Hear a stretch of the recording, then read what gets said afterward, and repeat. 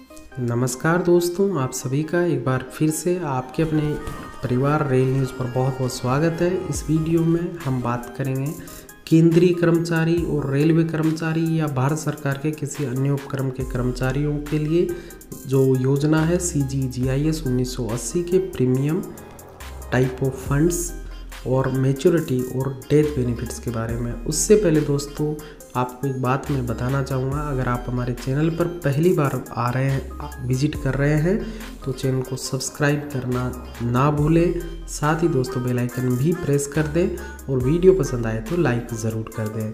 तो चलिए दोस्तों वीडियो को शुरू करते हैं। बात करते हैं केंद्रीय कर्मचारी समूह बीमा योजना 1980 के बारे में, यानी central government employees group insurance scheme 1980, जिसको शॉर्टकट में CGEGIS भी बोलते हैं। तो दोस्तों बात करते हैं CGGIS 1980 के बारे में। तो 1980 में जैसा कि नाम के साथ है, 1980 के जो एम्प्लॉई है, नवंबर 1980 के बाद में जिसने भी ज्वाइन किया है वो एम्प्लॉई इस स्कीम के अंतर्गत आ सकता है। तो दोस्तों ये जो स्कीम है इसको 1 जनवरी 1982 को लागू किया गया था। इसमें दोस्तों 2 चीज़ें होती है, नंबर 1 आपका बचत और दूसरा होता है बीमा। तो 2 चीज़ें इसमें कवर होती है। और इम्पोर्टेंट चीज़ दोस्तों, जो इसका सब्सक्रिप्शन चार्ज है यानी जो अंशदान है इस स्कीम में, वो इस तरीके से है। 1982 से 1990 तक ये टेबल है और जनवरी 1990 से अब तक ये टेबल है। इसमें दोस्तों आपको बता दूं, ग्रुप डी स्टाफ का जो 15 रुपये है वो 15 नहीं है, इसको रिवाइज़ कर दिया गया है, ये अभी 30 रुपये है। और इस सामने बीमा का अमाउंट भी दिया गया है। तो दोस्तों यहाँ पर 30 रुपये पर 30,000, 60 रुपये पर 60,000, 120 रुपये पर 1,20,000 का बीमा किया जाता है। और इस स्कीम को चालू करने के पीछे उद्देश्य सरकार का ये था कि इससे बीमा और बचत कर्मचारी के लिए होगी, जिसका वो ना होने पर उसके परिवार वालों को बीमा का पैसा और जो उसकी बचत हुई है वो पैसा दे दिया जाएगा। तो आगे बात करते हैं दोस्तों, चलते हैं नेक्स्ट स्लाइड पर। तो इस स्कीम के सब्सक्रिप्शन की बात करें और फंड की बात करें तो इस स्कीम के तहत जो अंशदान किया जाता है उसमें से 30% राशि तो बीमा निधि में जाती है, यानी इंश्योरेंस फंड में जाता है। 30% जितना आप 30 रुपये इन्वेस्ट कर रहे हैं तो 30 रुपये का 30% यानी 9 रुपये आपका इंश्योरेंस के लिए जाएगा और 70 रुपीज़ आपका सेविंग के लिए जाता है। अब बात करते हैं दोस्तों सब्सक्रिप्शन कब मिलती है। तो कोई भी आदमी अगर सेवा में आता है, जैसे मान लो 1 जनवरी को आया, तो वो उस ईयर से ले सकता है जिस ईयर में उसने ज्वाइन किया। अगर 1 जनवरी को ज्वाइन किया है तो, और 1 जनवरी से अगर 2 जनवरी को ज्वाइन किया है तो उसके लिए बचत फंड को वो अगले साल से ज्वाइन कर पाएगा, लेकिन बीमा फंड की कटौती उसकी उसी साल से प्रारंभ हो जाती है, जो कि निम्न प्रकार है।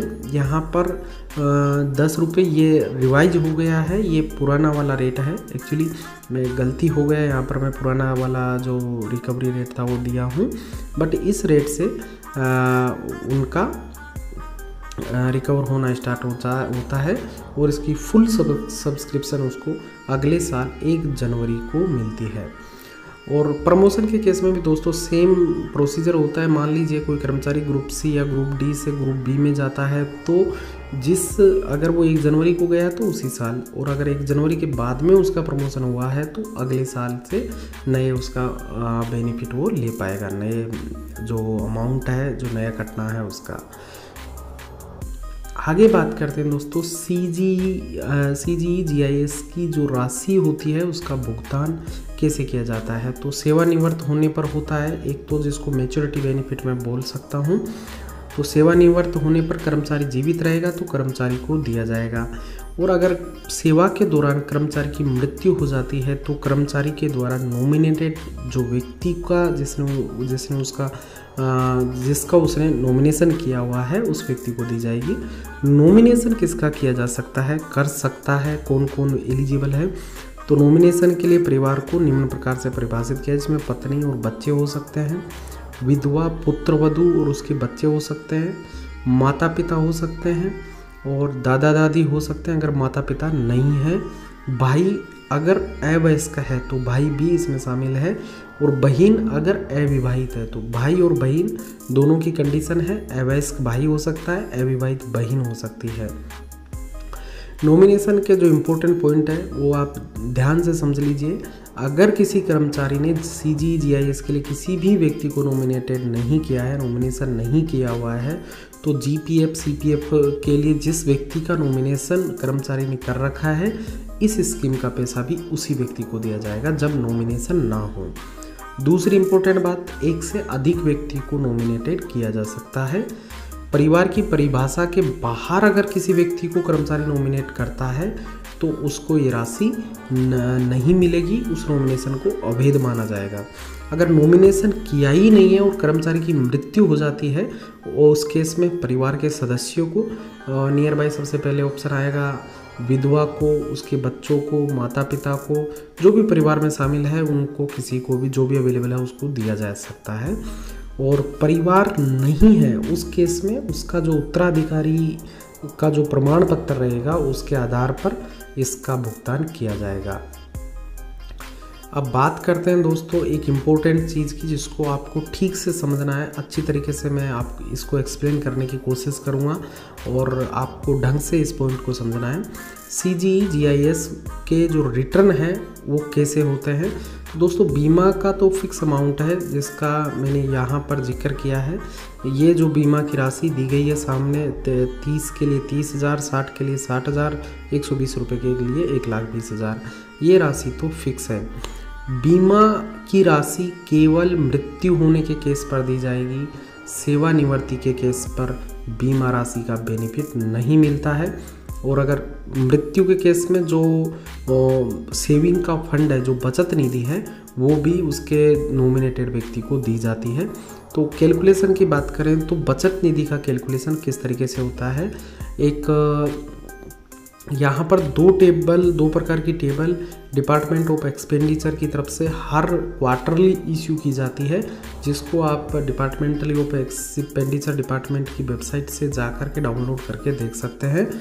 वहाँ पर 2 प्रकार की टेबल इस वजह से है क्योंकि जनवरी 1990 तक 10 रुपये होता था पहले मिनिमम, उसको रिवाइज किया गया है उसके बाद में 15 रुपये। तो वहाँ 2 विकल्प दिए गए थे कर्मचारी को, या तो 10 रुपये रख सकता है या 15 रुपये रख सकता है।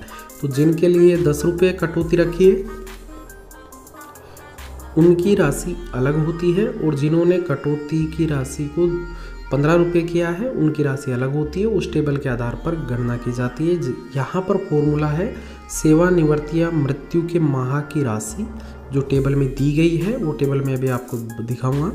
अंशदान उसको गुणा कर देना है जितना उसका सब्सक्रिप्शन राशि आ रहा है उससे, और टेबल का प्रकार 10 रुपये था या 15 रुपये वाली है तो जो भी है उससे डिवाइड कर देना है।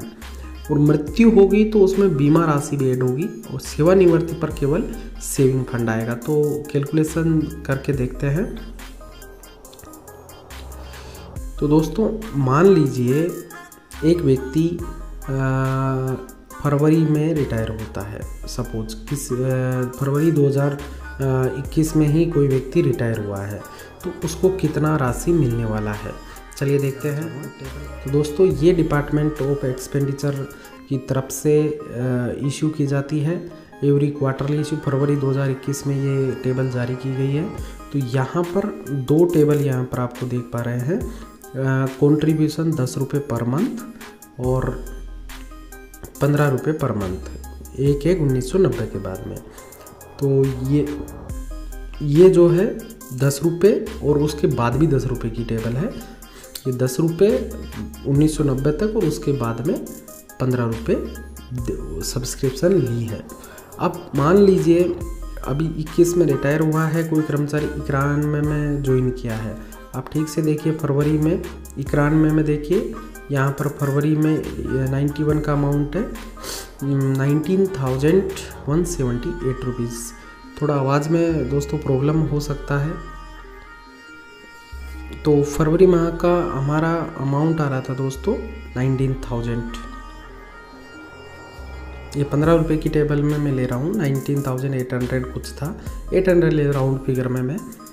उसको आपको क्या करना है, मल्टीप्लाई करना है। मान लीजिए 30 रुपये उसका सब्सक्रिप्शन चार्ज कटता था, तो 30 से मल्टीप्लाई कर देंगे।